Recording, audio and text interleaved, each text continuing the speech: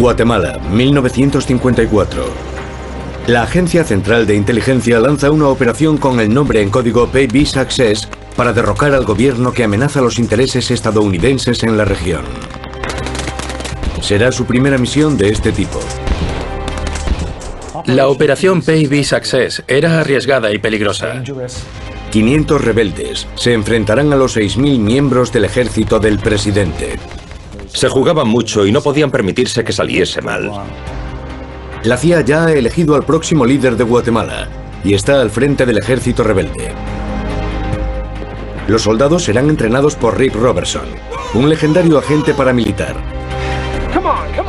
Y se ha optado por recurrir a la guerra psicológica, utilizada por primera vez por la CIA.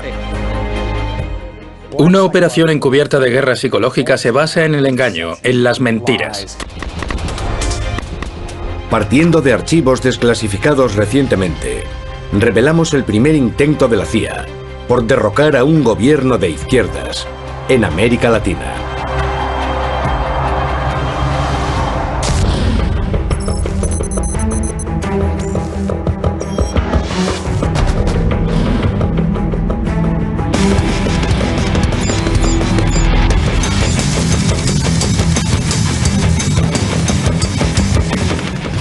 CIA al descubierto, el golpe de Estado fantasma. 12 de agosto de 1953, Washington. Se celebra una reunión de alto secreto en la Casa Blanca. Su objetivo: hacer frente a una nueva amenaza a la seguridad del país. Un pequeño país de Centroamérica, Guatemala. A ella asisten los hombres más poderosos de los Estados Unidos: el presidente Dwight Eisenhower, su secretario de Estado, y Allen Dulles, director de la Agencia Central de Inteligencia. Eisenhower dirigía el gobierno de forma muy clandestina. Y entre los tres idearon muchas estrategias que aplicaron en todo el mundo. Y tienen un nuevo problema. Un país a menos de 1.300 kilómetros de la frontera sur de los Estados Unidos, Guatemala, ha elegido recientemente a un líder con vínculos comunistas bien conocidos: Jacobo Arbenz Guzmán. Arbenz ya ha comenzado a amenazar los intereses estadounidenses. Su gobierno confisca miles de hectáreas de la empresa multinacional United Fruits. A eso se sumaba ser una amenaza para la seguridad nacional de los Estados Unidos de América. Con la Guerra Fría bien avanzada, la gran preocupación en Washington es impedir que el comunismo se propague por todo el mundo, y más concretamente por el hemisferio occidental. La CIA comenzó a ver comunistas por todas partes. Y estaban dispuestos a utilizar sus tropas para arrebatarles el poder. La decisión está tomada. Deben derrocar a Arbenz. La CIA deseaba una operación para derrocar al gobierno de Guatemala. Presentan al presidente un documento de alto secreto que contiene un plan extraordinario. La llamada operación PayB Success. Le resumieron cómo se podía derrocar un régimen establecido sin utilizar tropas estadounidenses. El plan es apoyar secretamente un levantamiento armado contra Arbenz, el líder de Guatemala elegido democráticamente, y derrocarlo mediante un golpe de Estado. Pero Eisenhower duda. Debe impedir que se pueda relacionar el complot de la CIA con el presidente de los Estados Unidos. ¿Por qué tenían los Estados Unidos tanto miedo a verse involucrados? La operación podía ser percibida como el derrocamiento de un gobierno elegido democráticamente, una violación de los principios del tratado que habían firmado ante las Naciones Unidas. Habría dañado la reputación de los ideales estadounidenses. Nadie podía atribuir la operación al presidente.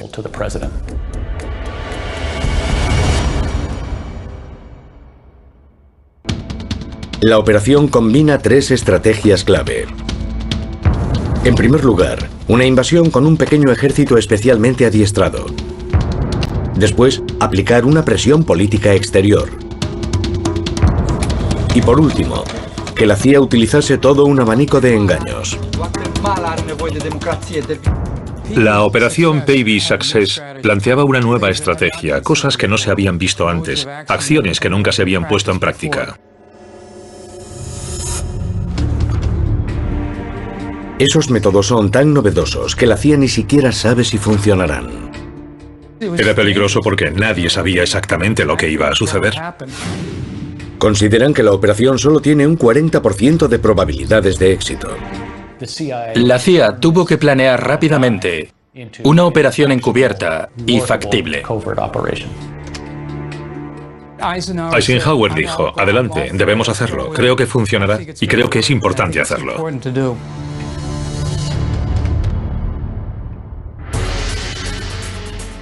El primer movimiento de la CIA es establecer un centro de mando en la base aérea de Opa-locka, en Miami, Florida. Centro secreto de mando Opa-locka, Miami. El centro de mando es tan secreto que solo unos pocos hombres que trabajan directamente a las órdenes directas del presidente conocen su ubicación. ¿Por qué Miami? En primer lugar, porque estaba lejos de Washington. Si lo hacían desde Washington, toda la operación podía salir a la luz. Con el centro de mando preparado, la CIA necesita un hombre de paja que pueda liderar un ejército rebelde contra el presidente de Guatemala. El líder tenía que ser alguien maleable, que obedeciese las órdenes de la CIA y fuese leal al gobierno de los Estados Unidos. La CIA apuesta por un hombre llamado Carlos Castillo Armas. Armas es un coronel guatemalteco carismático y ambicioso. 3 años antes había participado en un golpe militar fallido. Había sido encarcelado. Y según los rumores, había conseguido escapar mediante un plan muy audaz. La CIA lo encuentra viviendo exiliado en Honduras. La CIA había decidido que era el candidato perfecto para dirigir el ataque y, a través de él, restablecer el control estadounidense sobre Guatemala. Armas vuela al centro de mando de Opa-locka. Ambas partes llegan a un acuerdo.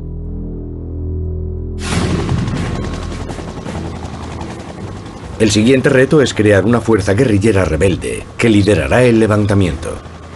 La CIA establece una base secreta de entrenamiento en las selvas de América Central. Honduras, América Central.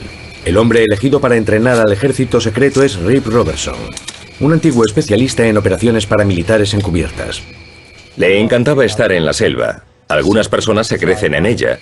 Un verdadero guerrero nunca deja de estar en guerra y así era Robertson. A Rip Robertson le encantaban ese tipo de cosas. Había nacido para hacerlas. Y que le pagasen por actuar con la protección del gobierno de los Estados Unidos debió de parecerle el paraíso. Campo de entrenamiento del ejército rebelde, Honduras. En enero de 1954 comienza el período de adiestramiento. Ordenan a Robertson convertir a aquellos hombres en una fuerza de combate bien adiestrada, en 6 meses. Se trataba de exiliados guatemaltecos, reclutados en otros países de América Central. Entre ellos había mercenarios profesionales. Mantener el número de efectivos por debajo de los 400 hombres permite adiestrarlos en secreto.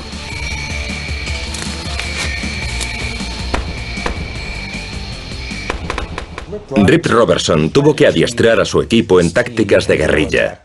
Como dicen en el mundo de las operaciones especiales, poder entrar, causar el daño deseado y salir sin ser detectado. Robertson los adiestra para que dominen el sabotaje, los explosivos y diverso armamento. Implanta un agotador programa de ejercicio físico que les permitirá avanzar por los complicados terrenos de Guatemala.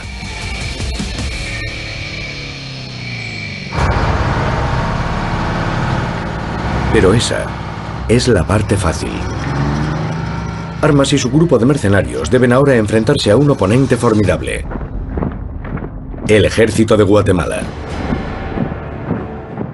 Guatemala tenía el mayor ejército y la fuerza policial más numerosa de Centroamérica. Contaba con 6.000 hombres en su ejército y 3.000 en la fuerza policial, cifras muy superiores a las de cualquier otro país centroamericano. Por el momento, el ejército permanece leal a Arbenz, su líder recién elegido, quien cuenta con el apoyo del pueblo guatemalteco. Arbenz también es un experto general. El propio Arbenz era un militar respetado, considerado brillante y culto por la propia CIA. Contra un oponente tan popular y poderoso y su leal ejército, las probabilidades de éxito de la CIA parecen muy escasas. La gran pregunta era cómo vencer con un ejército rebelde de 200 o 400 hombres a otro de 5.000 o 6.000. La CIA cree tener la respuesta. Un arma secreta desarrollada de forma encubierta dentro de la agencia, que no se había probado tan cerca del territorio estadounidense. Hasta el momento.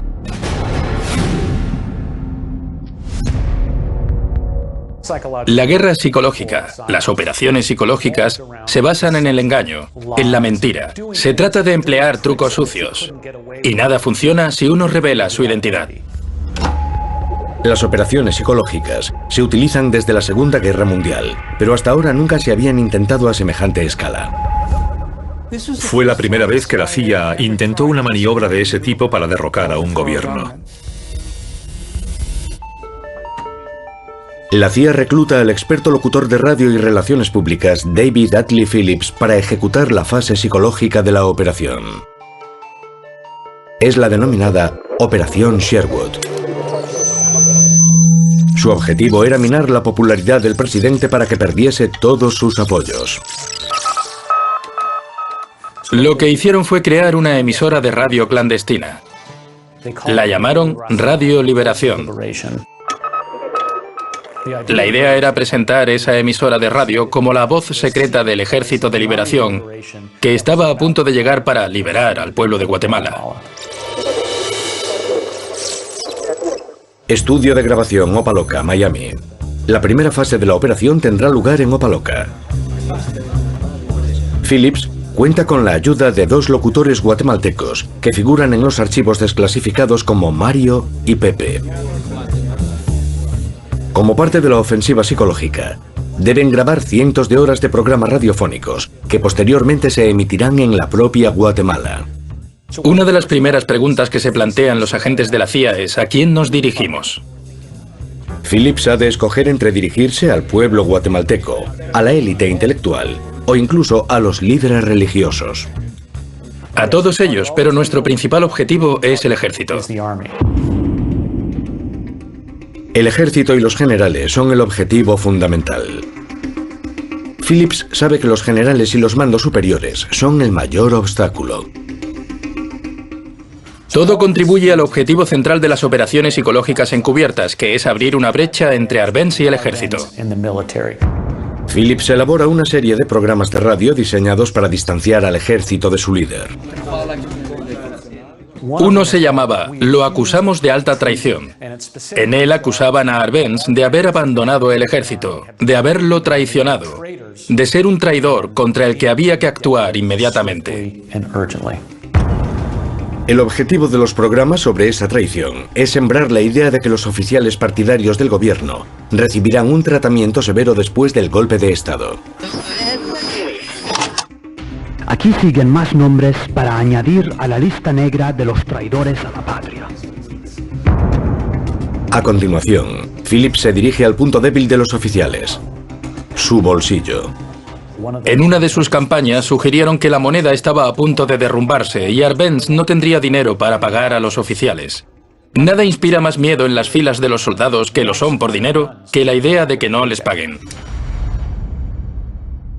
Guatemala are nevoie de democrație. Toată lumea trebuie să se mane. Día tras día, noche tras noche, durante 6 semanas enteras, Phillips y su equipo realizan cientos de grabaciones. Cuando las grabaciones están listas, la CIA transporta las cintas desde Opa-locka, Florida, a una emisora secreta cercana a la frontera de Guatemala. A día de hoy todavía no sabemos desde dónde se emitió la Operación Sherwood. Algunos informes la sitúan en la selva de Honduras y otros en un granero de la hacienda del dictador de Nicaragua.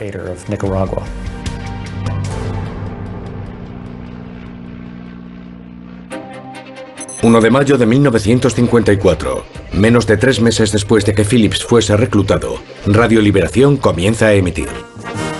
Radio Liberación, transmitiendo desde una ubicación secreta al interno de la República. Desde una ubicación transmitirá 2 veces al día.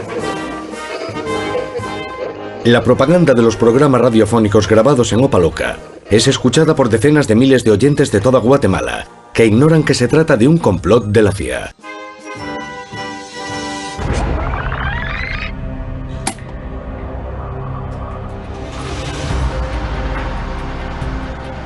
Mientras, el ejército rebelde adiestrado por Rip Robertson ya está listo para atacar, y la CIA ejecuta la fase final de su plan: aislar políticamente al presidente Arbenz. A finales de octubre de 1953 comienza el complot para aislarlo. La CIA envía a Guatemala al diplomático estadounidense John Perfoy. El embajador Perfoy fue elegido cuidadosamente por su personalidad arrogante y su oposición frontal al comunismo. Su trabajo consiste en aumentar la presión contra el presidente Arbenz. Perfoy era muy ostentoso. Llevaba sombreros borsalino adornados con plumas. Siempre parecía llevar encima una pistola en su funda. Su primer ataque contra Arbenz llega solo unas semanas más tarde, cuando es invitado a reunirse con el presidente del país. Debió de ser una escena extraordinaria. Lo único que hizo Perfoy fue criticar la presencia de comunistas en su gobierno. Podría decirse que sirvió como indicador de cuál sería el comportamiento de Perfoy en el futuro. Uno de los primeros trabajos de Perfoy es crear una delegación secreta de la CIA dentro de la ciudad de Guatemala. Pero ¿dónde podía establecer un embajador un centro de operaciones sin ser descubierto por el gobierno? Evidentemente, en la Embajada de los Estados Unidos, donde él mismo trabajaba. Ocuparon una planta entera de la embajada para encargarse de toda la planificación interna necesaria para alcanzar su objetivo final, que era deshacerse de Jacobo Arbenz. Era una zona de la embajada cuya única función era trabajar para derrocar al gobierno de Arbenz. Podemos imaginar mapas, cadenas de mando, las personas a contactar, la planificación de las distintas tácticas que iban a ser empleadas, un conjunto de cosas destinadas a averiguar de una forma muy deliberada cómo derrocar a aquel gobierno.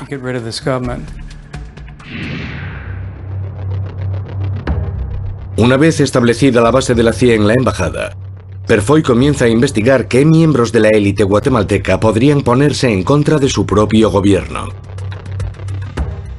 Una de las cosas que se hicieron desde la Embajada de los Estados Unidos fue pagar a oficiales del ejército para que desertasen. Fue una operación crucial, ya que los planificadores de la CIA pensaban que si conseguían influir en el ejército sería el final de Arbenz. Arbenz lo consideraba una defensa inexpugnable y fue complicado averiguar cómo podían anularla. Invirtieron mucho tiempo en animar a los oficiales a desertar mediante pagos en metálico. De hecho, en cierto momento, una persona ofreció dinero al propio Arbenz para que dejase el poder. Evidentemente, echó a esa persona de su despacho simplemente por haberlo sugerido. Intentaron eliminar todos sus apoyos en el ejército para debilitarlo, hasta que prácticamente no sirviese para proteger a Arbenz. Mientras Perfoy intenta ganarse al enemigo desde el interior de Guatemala, la CIA se centra en buscar en el resto del mundo formas de socavar el poder de Arbenz.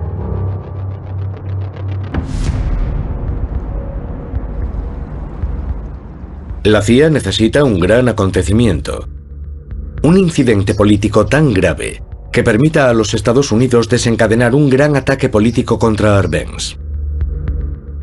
Buscaban algo que justificase lo que estaban a punto de hacer. Y lo encontraron por sorpresa. El golpe de suerte de la CIA no se produce en Guatemala, sino a 10.000 kilómetros de distancia, en un país comunista de la Europa del Este. El 17 de abril de 1954, un espía de la CIA destinado en Polonia descubre un cargamento sospechoso en un barco llamado Alfem en Szczecin, Polonia. Se dieron cuenta de que aquel barco tenía ciertas características inusuales, que podía transportar armamento. El espía informa a la CIA sobre el Alfem. Advierte de que podría partir hacia América. La CIA vigila el trayecto del Alfem mientras se dirige hacia el Caribe. Controlan el viaje del Alfem, que pasa por Dakar, en África, y luego por las Antillas holandesas. Pero después de 3 semanas, de repente, vira hacia el sur. Para su sorpresa y satisfacción, su destino es Puerto Barrios, en Guatemala.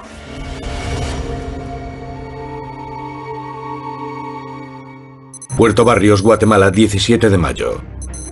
4 semanas más tarde, cuando atraca el Alfem, la CIA consigue de su cargamento todas las pruebas que necesita.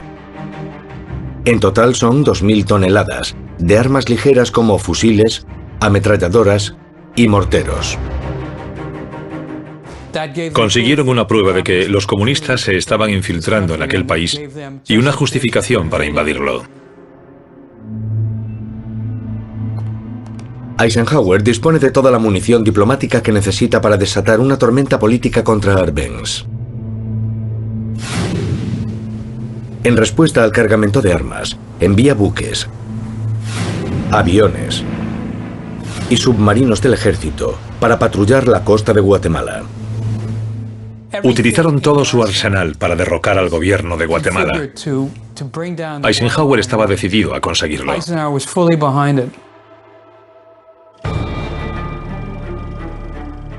Arbenz solo puede observar con horror cómo su país es estrangulado por un bloqueo naval. Él y sus generales se preguntan incluso si los Estados Unidos podrían invadir su país. En ese momento, Arbenz comprendió que habían organizado una gran campaña en su contra. Alarmado por la demostración de fuerza de Washington, Arbenz intenta tender puentes políticos con los Estados Unidos. Envió a su ministro de Relaciones Exteriores, Torielo, a reunirse con Perfoy para ver si podían pactar una tregua.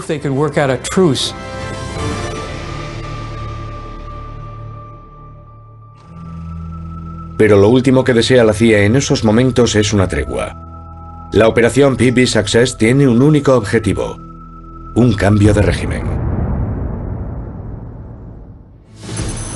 15 de junio de 1954. El ejército rebelde formado por 500 hombres es transportado hasta bases ofensivas más avanzadas, cerca de la frontera con Guatemala.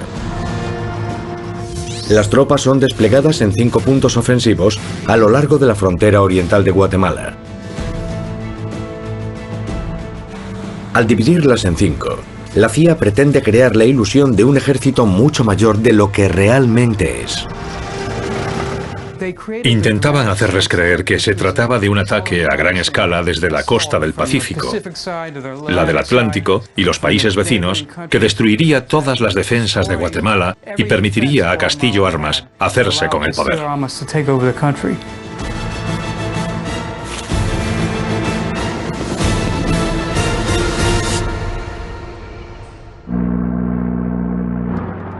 Para apoyar la invasión terrestre, la CIA hace volar una docena de aviones indistintivos hasta la primera línea.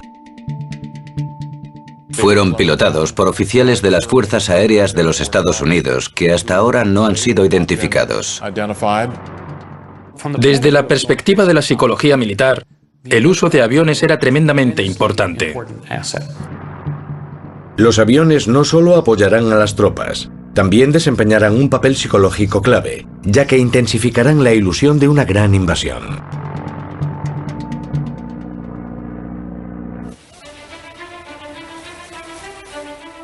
Con el apoyo aéreo preparado y el ejército situado y listo para actuar, la CIA se pone en contacto con el líder de los rebeldes guatemaltecos, Castillo Armas, y da luz verde a la invasión. Se jugaban mucho y no podían permitirse que saliese mal. 18 de junio de 1954. Comienza el golpe de Estado. A última hora de la tarde, el líder del golpe, Castillo Armas, se encuentra en una carretera remota cerca de la frontera de Guatemala. Lidera un grupo formado por 120 de los 500 soldados. Forman el contingente oriental de la invasión. Si todo sale según lo previsto, dentro de pocos días será el próximo presidente de Guatemala. Al acercarse a la frontera vieron que había 2 guardias. Uno de ellos es funcionario de aduanas. Es abatido rápidamente.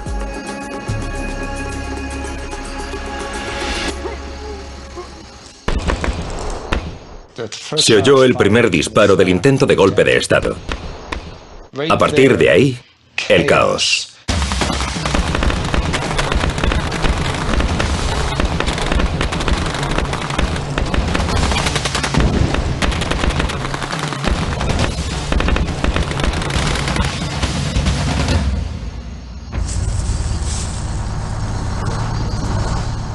El segundo cae muerto mientras el convoy cruza la frontera de Guatemala.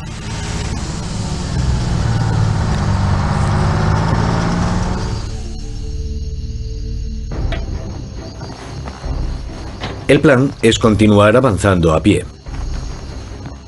La CIA ha optado por un ataque de guerrillas para ocultar el verdadero número de soldados.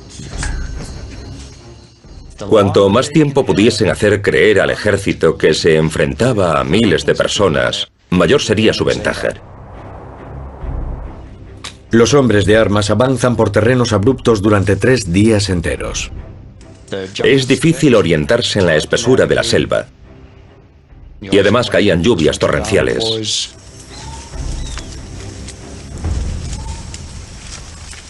El tercer día de la invasión, llegan a la pequeña ciudad de Esquipulas.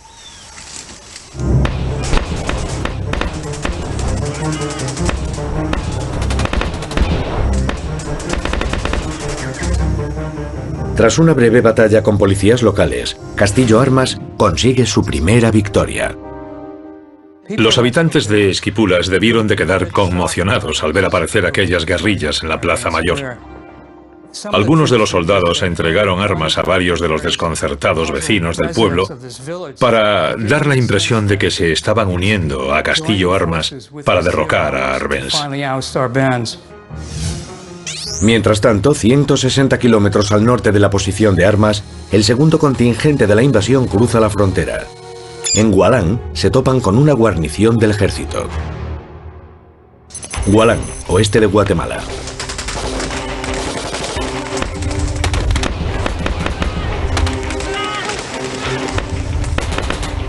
Es la batalla más encarnizada de la invasión hasta el momento. Dura 36 horas.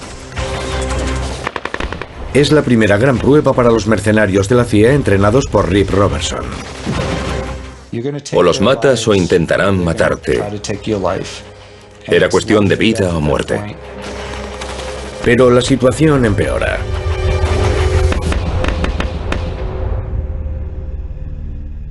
Uno por uno, los rebeldes empiezan a huir. Cuando los soldados restantes se dan cuenta de lo que ocurre, ninguno quiere ser capturado y acusado de traición. Al ver huir a 2, 3, 5 o 6 personas, empiezan a pensar que quizás sea la mejor opción. Es uno de los problemas que surgen con un ejército irregular. Finalmente, casi toda la segunda columna huye de nuevo hacia la frontera. Es el primer gran revés para el ejército rebelde. Muchos de sus soldados acaban heridos o muertos.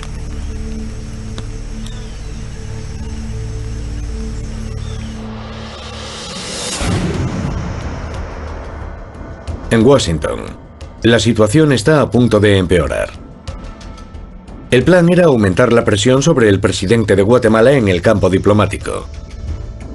Pero los líderes mundiales sospechan de la postura de los Estados Unidos.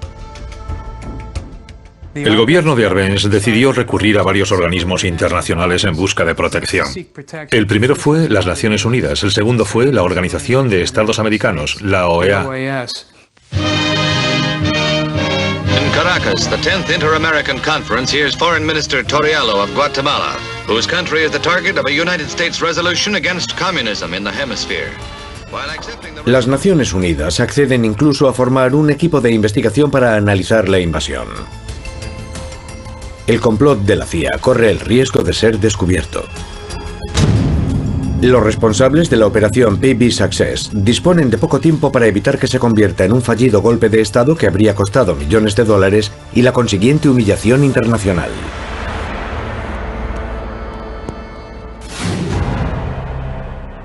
En Guatemala, las siguientes fases de la invasión van de mal en peor. El tercer destacamento de la invasión, que parte de El Salvador, ni siquiera llega a entrar en Guatemala. 60 rebeldes son detenidos mientras intentan cruzar la frontera. El cuarto destacamento, encargado de atacar Puerto Barrios en el norte del país, es derrotado por trabajadores portuarios armados.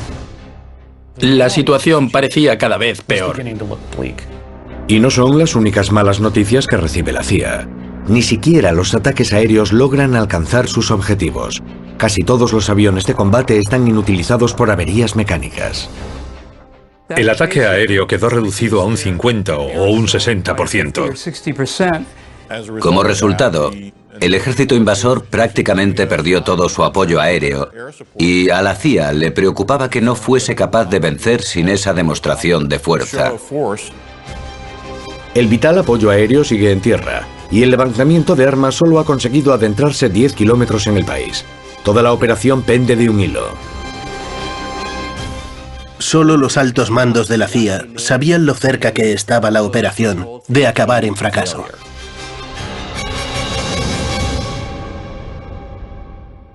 ...23 de junio de 1954. Pocos días después de iniciado el ataque, la CIA recibe de los servicios de inteligencia un informe secreto, hoy desclasificado, en el que decía: no sabemos cómo va a acabar todo esto. Si el ejército permanece fiel a Arbenz, todo está perdido. Pero si se pone en su contra, podríamos vencer. La operación se acerca a un punto crítico. Y Allen Dulles, el director de la CIA, mantiene con el presidente Eisenhower una reunión secreta de emergencia. Al presidente le sorprenden los fracasos de las operaciones militares. Eisenhower estaba desconcertado, ya que pensaba que todo había salido según los planes de la CIA. Dulles le dice directamente que la única opción de invertir la catastrófica invasión es que el propio presidente autorice un pequeño contingente de los mejores aviones de combate de los Estados Unidos. Así que le pregunta a Dulles: ¿realmente puedes ganar si te doy 2 aviones más? Y Dulles le contestó: creo que tendríamos un 20% de probabilidades. Y después de unos segundos Eisenhower le dijo: vale, te los daré.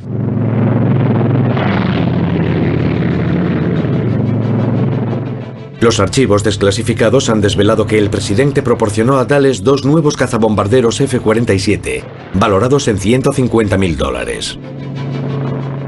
El F-47N Thunderbolt era sin duda el mejor avión de combate de Centroamérica en ese momento. A la CIA le preocupa que alguien descubra la implicación de los Estados Unidos y hace retirar las insignias estadounidenses de los aviones que vuelan ilegalmente hacia Centroamérica. Tenían la sensación de que aquello podía salir mal, pero tenían que intentarlo de todos modos. Es poco probable que los F-47 basten para cambiar el rumbo de la invasión. Pero la CIA todavía guarda otro as en la manga: la guerra psicológica.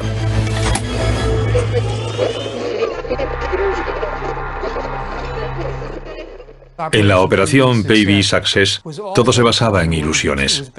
Se basaba en la idea de hacer creer al pueblo guatemalteco que un enorme ejército rebelde estaba a punto de apoderarse del país.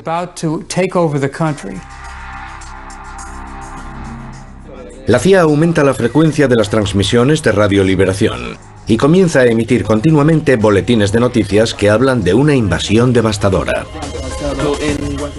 Si sintonizabas aquella emisora, oías una historia tras otra sobre las victorias de los rebeldes. Podías oír hablar de vías de tren bombardeadas, depósitos de alimentos saboteados. Pero la realidad era totalmente diferente. El ejército de armas estaba a cientos de kilómetros de distancia.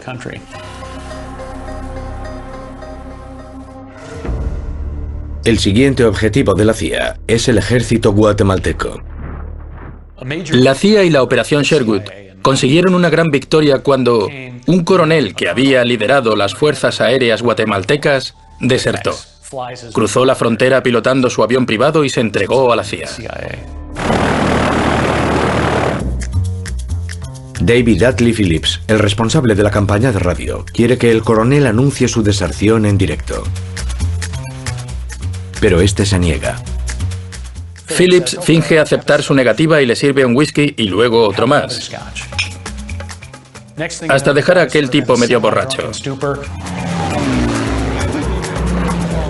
El coronel está cada vez más ebrio.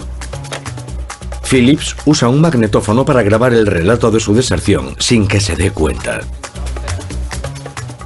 En cuanto pudo, Phillips editó la grabación y la emitió.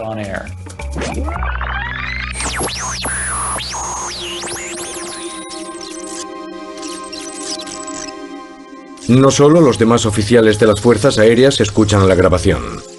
El presidente Arbenz también la escucha. Ordena inmediatamente que las fuerzas aéreas guatemaltecas permanezcan en tierra temiendo que otros mandos decidan desertar. Fue un gran triunfo de la Operación Sherwood. Y continuarán utilizando trucos de ese tipo, cada vez más y más engañosos. Usó un ingenioso truco para intentar ganarse la credibilidad de los oyentes. Fingió un ataque a la emisora.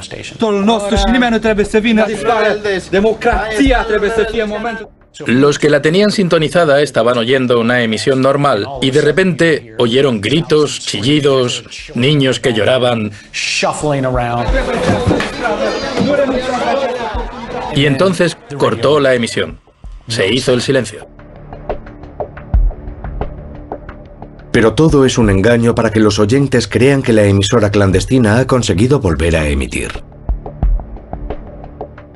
Al día siguiente, la radio vuelve a emitir con un tono triunfal, como diciendo: hemos vuelto. 23 de junio de 1954, ciudad de Guatemala.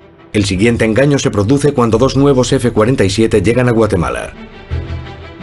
6 días después de iniciarse la invasión, comienza el ataque aéreo.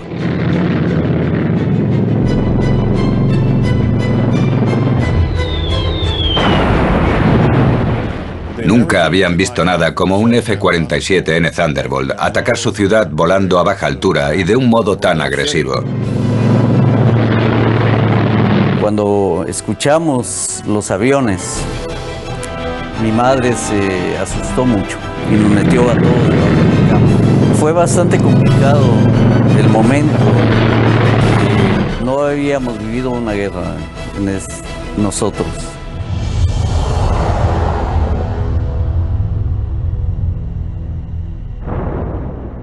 El ataque aéreo es tan impactante que los guatemaltecos se inventan un apodo muy apropiado para las bombas: sulfatos. Sulfato era el término que usaban para referirse a un laxante, algo que te hace ir al retrete.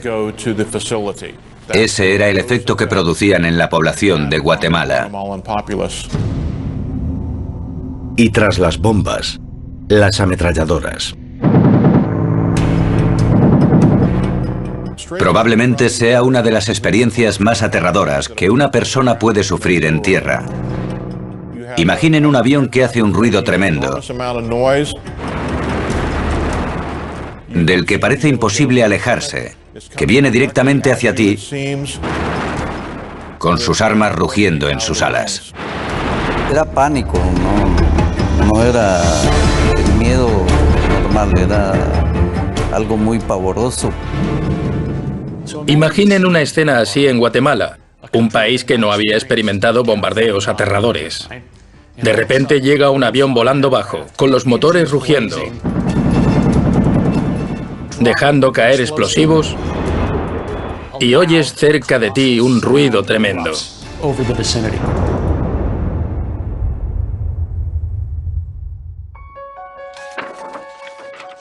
Pese al terror causado, los archivos desclasificados de la CIA revelan algo sorprendente. No creo que pretendiesen causar un gran daño. Si hubiesen querido utilizar los F-47 para lanzar un ataque aéreo devastador, habrían usado las bombas de 227 kilos para las que habían sido diseñados. Pero no lo hicieron. Los F-47N pueden transportar 3 bombas de 227 kilos. Podrían haber causado muchos daños con ellas. De hecho, los daños fueron más aparentes que reales. Según los informes, no se produjo ni una sola muerte, ni cayó una sola bomba realmente potente durante el ataque. Lo cierto es que en algunos casos lanzaron botellas de Coca-Cola desde el avión, ya que el estallido del vidrio sonaba como una fuerte explosión. Todo ello forma parte de la operación psicológica. El objetivo del ataque aéreo no es matar, sino sembrar el caos y el pánico entre la población guatemalteca. Dejaron caer una bomba de gran tamaño que en realidad no era un artefacto explosivo, pero creó una enorme nube negra sobre la ciudad, dando la impresión de que había ocurrido algo horrible. La bomba de humo lleva a muchos guatemaltecos a creer que están sufriendo un ataque directo. Entonces fue cuando divisamos nosotros que estaba saliendo humo negro de algún lugar de la capital. Las tácticas psicológicas de la CIA van todavía más lejos. Utilizaron otro truco propio de las operaciones encubiertas, replicar los sonidos de un bombardeo. Instalaron en la embajada de la ciudad de Guatemala enormes altavoces que reprodujeron los ruidos de un bombardeo y del vuelo de aviones a reacción para causar temor a la población.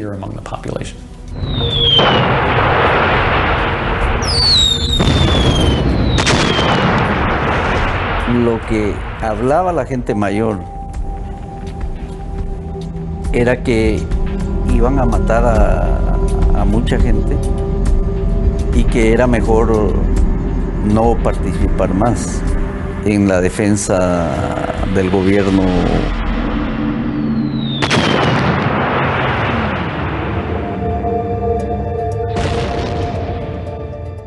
Aunque la ofensiva psicológica está empezando a dar resultados, el ejército rebelde ha quedado reducido a un puñado de soldados desesperados que solo se han adentrado 10 kilómetros en el país, y Arbenz sigue en el poder. La CIA está a punto de hacer una apuesta increíble. Un farol que convertirá su derrota en una impresionante victoria. Justo en ese momento crítico, Phillips recurrió a la que llamó su mayor y más importante mentira. Su mayor y más importante mentira es la última fase de las emisiones de radio falsas que ofrecían una versión completamente inventada de la invasión. En cierto modo había dos invasiones. Por un lado, la verdadera, que consistía en una fuerza invasora ínfima con sus efectivos reducidos a la mitad.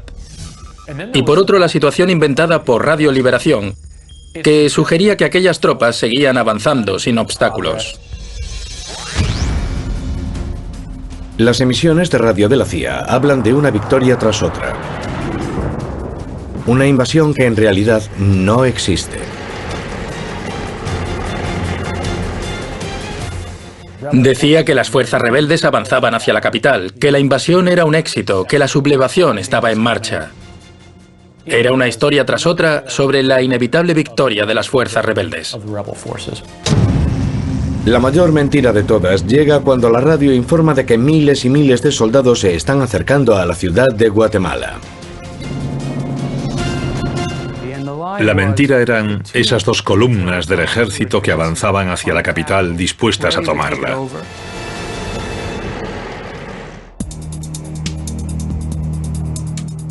La apuesta por la gran mentira da sus frutos. Miles de guatemaltecos huyeron de la ciudad, la circulación quedó colapsada. La ciudad se fue paralizando poco a poco. Y la gente se fue a la periferia de la ciudad. Y se evacuaron las familias. El momento crítico de la gran mentira llega cuando los altos mandos dan la espalda al presidente de Guatemala. El gran momento de la operación psicológica encubierta llega cuando varios coroneles del ejército dejan claro a Arbenz que no permanecerán a su lado. Básicamente le dicen: tú y tus amigos comunistas nos habéis creado problemas con los estadounidenses y ahora debes dimitir. Uno a uno, los oficiales que rodean a Arbenz se distancian de un presidente cada vez más aislado. Imaginen a los coroneles del ejército de Guatemala escuchando las noticias sobre aquellas operaciones militares y preguntándose: ¿dónde acabaré? ¿Dónde estaré cuando la situación se calme? La presión sobre Arbenz, políticamente aislado, alcanza grandes dimensiones. No solo teme la derrota a manos de armas, su gran enemigo. Teme también la aterradora posibilidad de que sean los Estados Unidos quienes estén detrás de él. La cuestión no era si luchaban contra Castillo Armas y sus hombres, sino si eran los Estados Unidos quienes amenazaban con invadir el país y a quienes tendrían que enfrentarse. Estaba sentado en el despacho presidencial desconcertado y sin saber qué debía hacer. Se había derrumbado interiormente.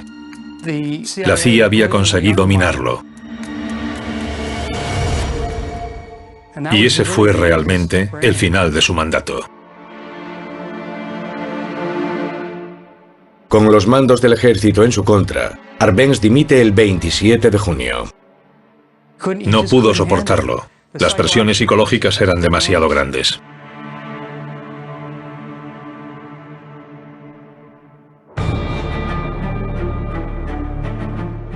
Diez días después, Castillo Armas jura el cargo como nuevo presidente de Guatemala. El coronel exiliado hasta hace poco más de una semana es una figura relativamente desconocida, pero se ha convertido en el hombre más poderoso del país. En Washington, la operación Baby Success es considerada una enorme victoria.